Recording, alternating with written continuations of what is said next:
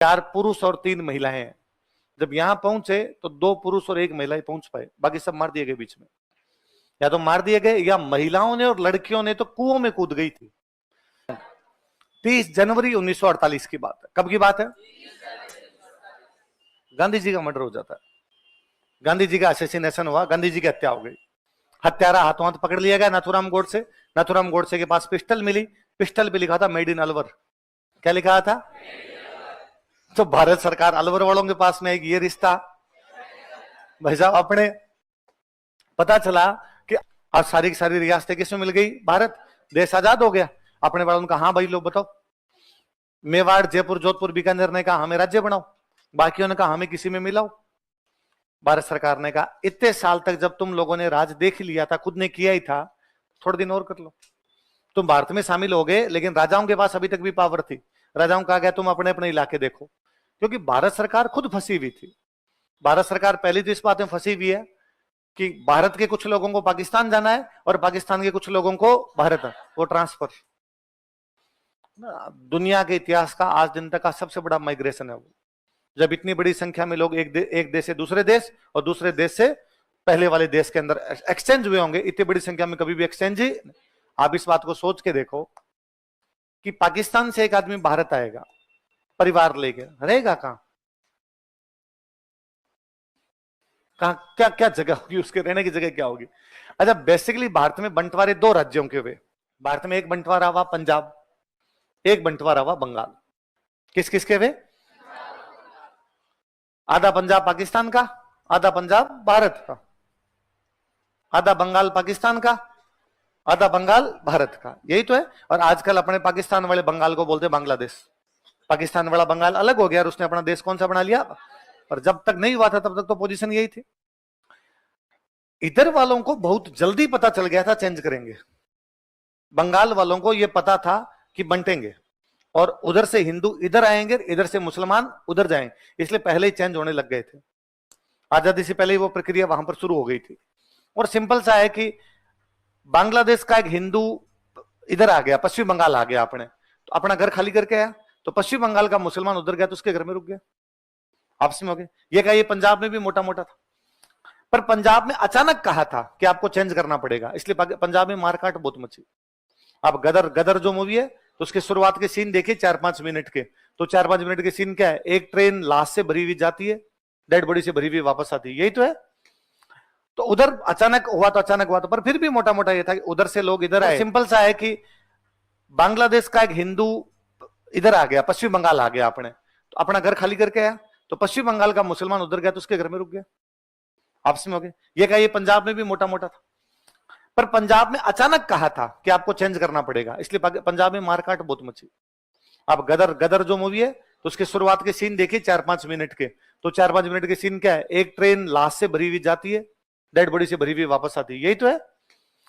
तो उधर अचानक हुआ तो अचानक हुआ तो, पर फिर भी मोटा मोटा ये था कि उधर से लोग इधर आए तो उनको इधर घर खेत मिल गए, इधर से लोग उधर गए तो उनको घर खेत मिल गए।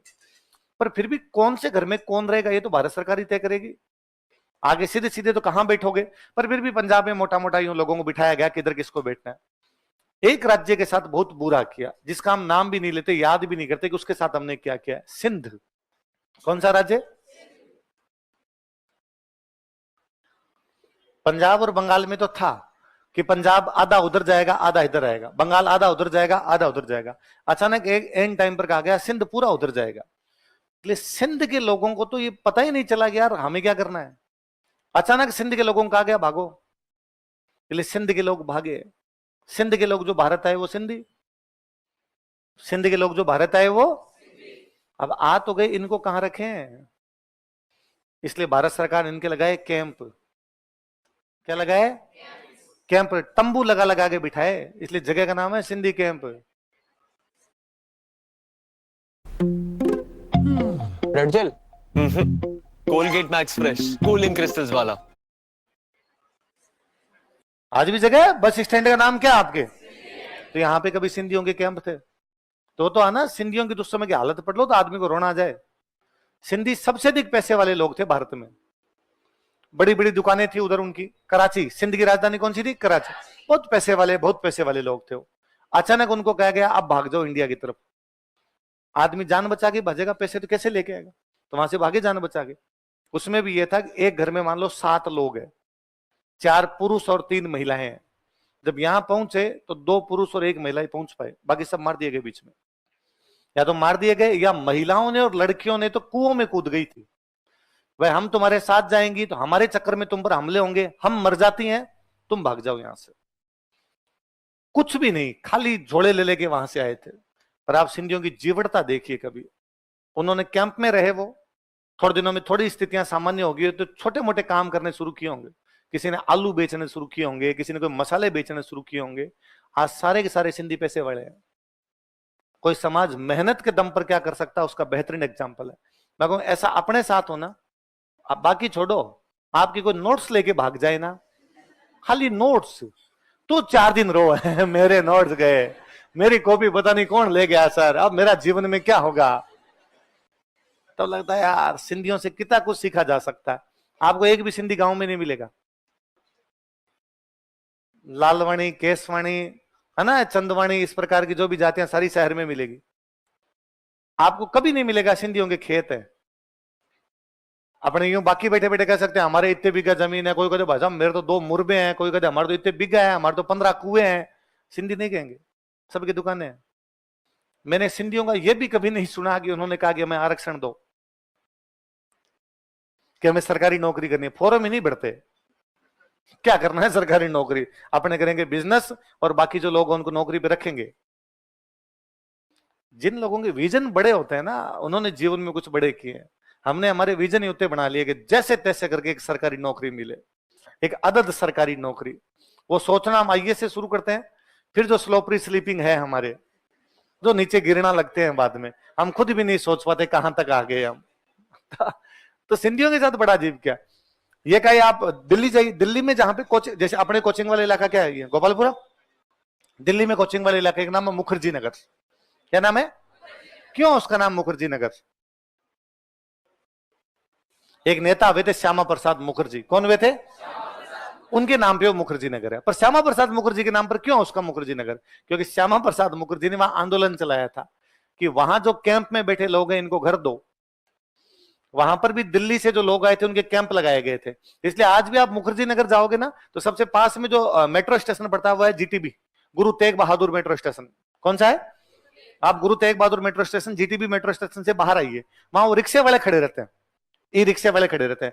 वो जोर जोर से बोलेंगे 5 रुपए 5 रुपए, कैंप कैंप कैंप, 5 रुपए कैंप कैंप। इसका मतलब मुखर्जी नगर जा रहे हैं। वो नहीं बोल रहे थे हम मुखर्जी नगर जा रहे हैं। आज भी उनकी जबान पे क्या है, क्योंकि कुछ किसी टाइम में वहां कैंप ही थे, जो उधर दिल्ली से लोग आए थे उनके कैंप थे।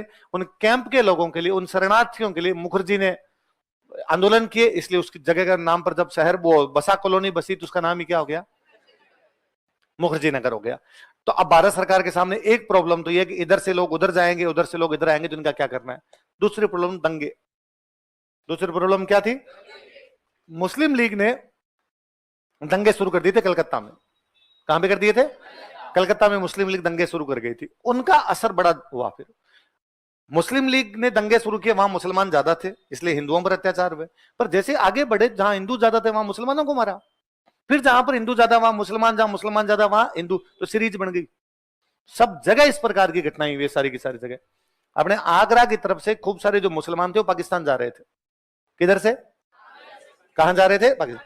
रास्ता ये होगा, अपने जयपुर के अंदर से आगरा से जयपुर होके जाएंगे। तब अपने जयपुर का राजा सवाई मान सिंह कौन है? अब जब जाने वाले लोग होते हैं वो बोले किसी धर्म के, किसी जाति के, महिलाएं बच्चे सब होंगे। और इस प्रकार की चीजों में सब ज्यादा नुकसान महिलाएं और बच्चे उठाते हैं। तो महिलाएं, बच्चे, लोग भागते हुए जा रहे हैं। तो जयपुर के राजा ने कहा भाई क्यों भाग रहे हो, किधर जा रहे हो? पाकिस्तान जाएंगे, पीछे से लोग लगे हुए मारेंगे। तो उनका तुम आगरा क्रॉस चुके हो, जयपुर है, और जयपुर में मेरा राज है, और मेरे राज्य में कोई किसी को हाथ लगा नहीं सकता, तुम यहाँ रुक जाओ। तब यहां मार देंगे, पीछे वाले आगे। उसने कहा ऐसे कैसे मार देंगे, मेरे राज्य के अंदर मैं हाथ ही नहीं लगाने दूंगा, तुम यहीं रुको सारे के सारे। इसलिए खूब सारे लोगों को यहां रुका। इसलिए कॉलोनी का नाम है रामगंज। जयपुर में कॉलोनी का नाम क्या है? कॉलोनी मुसलमानों की पूरी। रामगंज में पूरे के पूरे मुसलमान, पर कॉलोनी का नाम क्या है? जयपुर के राजा की बसाई हुई कॉलोनी, राम जी के नाम पर बसा ली। इसलिए क्या हो गया, तो ये एक तो ट्रांसफर वाला और एक दंगों वाले दो मामले चल रहे थे। इसलिए भारत सरकार ने राजाओं को कहा कि कुछ दिनों तक तुम अपने पास में कंट्रोल रखो, धीरे धीरे हम कंट्रोल तुमसे ले लेंगे। भारत सरकार ने इनके साथ कोई छेड़छाड़ नहीं की। भरतपुर में अपने एक राजा है ब्रजेंद्र सिंह जी, क्या नाम है, बड़े इंटेलिजेंट आदमी हुए। भारत सरकार को ब्रजेंद्र सिंह जी के खिलाफ दो शिकायतें मिली। एक शिकायत ब्रजेंद्र सिंह जी के खिलाफ यह मिली कि 15 अगस्त 1947 को जब देश की आजादी का झंडा फहराया गया तो भरतपुर में नहीं फहराया गया, बाकी जगह फहराया गया, लेकिन भरतपुर ने कहा भाई हम तो भरतपुर का झंडा फहराएंगे, भारत का झंडा फहराएंगे। ये शिकायत मिली उनको। एक शिकायत ये मिली कि भरतपुर में हिंदू मुस्लिम दंगे हुए हैं, उसमें मुसलमानों को ज्यादा नुकसान हुआ है, राज्य ने उन मुसलमानों को बचाने का प्रयास ही नहीं किया। वल्लभ भाई पटेल ने बुलाया ब्रजेंद्र सिंह जी को, बुला कर भाई आपके खिलाफ शिकायत है। ब्रजेंद्र सिंह जी ने कहा भाई जहां तक पहली शिकायत है हमने भारत का झंडा फहराया है, अब किसी दूर दराज के गांव में झंडा नहीं फहर पाया तो मुझे पता नहीं, बाकी हमने सब जगह भारत के झंडे फहराए। जब हम भारत में साइन कर चुके हैं तो क्यों नहीं फहराएंगे। और जहां तक बात है दंगों में नुकसान पहुंचने की, तो पूरे भारत में दंगे हैं, कहीं पर हिंदुओं को ज्यादा नुकसान और कहीं पर मुसलमानों का। आप कह रहे हो कि भरतपुर में मुसलमानों को नुकसान हो उसका जिम्मेदार मैं हुआ हूं, तो फिर भारत में जहां बाकी दंगे में उसके जिम्मेदार नेहरू जी वल्लभ भाई पटेल है। और यदि आपको यह लगता है कि मैं नहीं संभाल पाऊंगा तो रखो न तुम्हारे कागज पानड़े, हमने तो कभी साइन कर दिए। हमने कब कहा था हमें रखने, हमने साइन कर दिए। आपने कहा था कंट्रोल खुद के पास रखो, तुम रख लो। तो भरतपुर राजा साहब अपना कंट्रोल किसको दे के आगे, भारत सरकार। किसको, तो भारत सरकार ने भरतपुर का कंट्रोल जल्दी अपने हाथ में ले लिया था और एक व्यक्ति को भरतपुर में अपनी तरफ से भेज दिया था, एसएन सप्रू। देश आजाद कब हुआ, क्या तारीख थी, 15 अगस्त 1947। कंट्रोल अभी तक किसके पास में पड़ा है, राजाओं। 30 जनवरी 1948 की बात है। कब की बात है, गांधी जी का मर्डर हो जाता है, गांधी जी का असैसिनेशन हुआ, गांधी जी की हत्या हो गई। हत्यारा हाथों हाथ पकड़ लिया गया नाथूराम गोडसे। नाथूराम गोडसे के पास पिस्टल मिली, पिस्टल पे लिखा था मेड इन अलवर। क्या लिखा था, तो भारत सरकार अलवर वालों के पास में ये रिश्ता भाई साहब अपने। पता चला कि अलवर के प्रधानमंत्री के नाम है वीएन खरे। क्या नाम है, और वीएन खरे और नाथूराम गोडसे की मुलाकात हुई तो वीएन खरे को गिरफ्तार कर लिया गया। तो किसी ने कहा जब प्रधानमंत्री को यह बात पता हो सकती है फिर तो राजा को भी पता है। महाराजा का नाम था तेज सिंह। क्या नाम था, तो तेज सिंह को भी गिरफ्तार कर लिया गया और कहा गया जब तक मामले का अंतिम नतीजा नहीं आता तब तक तुम दोनों नजर बंद हो। हालांकि जब अंतिम नतीजा आया तब पता चला इनको तो पता ही नहीं था, दोनों को घटना की कोई भी जानकारी नहीं।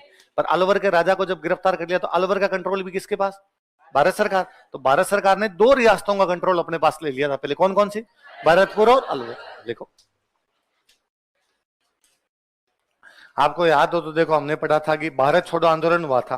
हालांकि हमने पढ़ा कि अलवर प्रजा मंडल ने भारत छोड़ो आंदोलन में भाग गए। पर जब मैंने भारत छोड़ो आंदोलन मैंने समझाया था थोड़ा, तब मैंने कहा था गांधी जी का भाषण था कि किसान अपनी खेती छोड़ के आंदोलन में आ जाओ, मजदूर अपनी फैक्ट्री छोड़ के आंदोलन में आ जाओ, विद्यार्थी स्कूल और कॉलेज छोड़ के आंदोलन में आ जाओ, सेना और पुलिस अपनी नौकरी छोड़ के आंदोलन में आ जाओ, वकील अपनी वकालत छोड़ के आंदोलन में। तो अलवर में किसी वकील ने वकालत छोड़ी थी, वो वकील कौन थे, कौन से आंदोलन के समय, लिखो। भारत छोड़ो आंदोलन जब हुआ था ना तो गांधी जी एक नारा दे गए थे, करो या मरो। क्या दे गए, तो लोगों को लगा कि करो या मरो का मतलब है मरो या मारो। तो जनता ने मारना शुरू कर दिया। जब मारना शुरू कर दिया, गांधी जी 8 अगस्त को आंदोलन शुरू होता है, 9 अगस्त को सुबह 4 बजे गांधी जी गिरफ्तार कर लिए गए थे। तो गांधी जी बंद है पूना की जेल में। कहां पर है, और अंग्रेजों ने आरोप लगाया कि ये बाहर दंगे हो गए, बाहर जो अंग्रेजों को जो सरकारी कर्मचारी दिखे जनता ने उसको मारना शुरू कर दिया, अंग्रेज दिखे जनता ने उनको मारना शुरू कर दिया।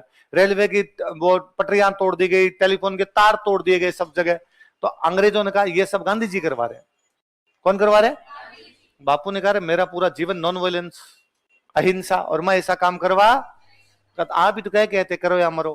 तो गांधी जी ने कहा मैंने ये कहा था करो या मरो, लोगों ने इसको यही समझा है मरो या मारो।